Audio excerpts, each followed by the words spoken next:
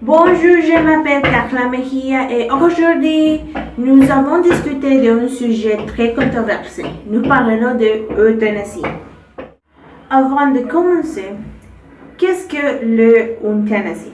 L'euthanasie, c'est l'acte de causer intentionnellement la mort d'une personne souffrant d'un malade incurable pour éviter les souffrances.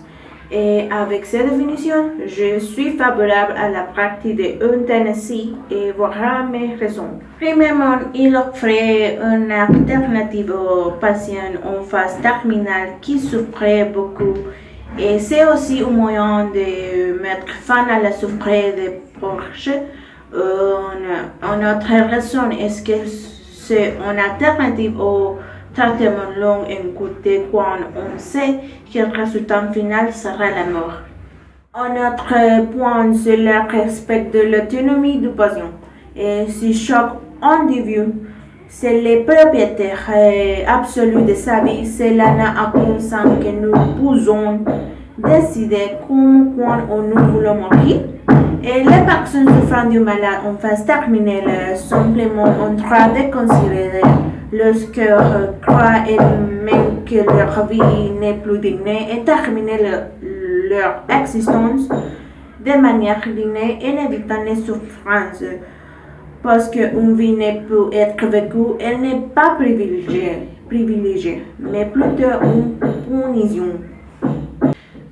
D'un autre à côté, l'euthanasie n'a pas d'impact négatif sur la socialité d'un point de vue moral. Et ce n'est pas qui emporte qui peut entrer dans un hôpital et demander la mort parce qu'il est triste ou déprimé, mais plutôt que c'est la nécessité de mesures très spécifiques comme souffrant de force d'un malade incurable et tendance en étayant de douleur et souffrance. Tout cela par part des tests médicaux et psychologiques, en plus d'être explicitement et volontairement demandé par les patients. Ensuite, l'euthanasie est considéré comme un acte de miséricorde qui respecte également les droits de la autodétermination du patient sur la propriété de sa propre vie. Bonjour, je m'appelle Dorian Lopez. Je vais parler pourquoi je suis en contre de l'euthanasie. Bien, la légalisation de l'euthanasie est une déclaration de défaite sociale, politique et médicale devant le patient qui ne mettra pas fin aux perplexités de la vie ou de la mort, ni au doute des consciences des médecins, des patients et des proches. La protection de la vie humaine est un devoir politique qui ne peut être relégué à la morale individuelle ou privée de chacun. La vie physique est un bien universel qui ne peut être menacé par aucune circonstance. Le droit à la protection de la vie physique de chaque personne est en toute circonstance de maladie ou de vieillesse est le fondement qui nous protège des critères éthiques d'autres et sur notre propre existence de la manière de l'autre vivante et même de la moralité particulière de celui qui n'est découvert par le respect toujours à l'autre comme la médecin qui pratiquait l'euthanasie. Doit penser la valeur de la mort qu'il y a un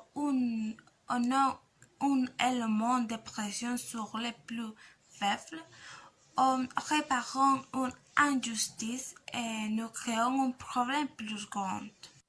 La solution aux souffrances qu'entraîne la maladie ne doit pas passer par le fait de mettre de notre ou aider des malades à se suicider. Tourner jamais une solution et encore moins un suicide.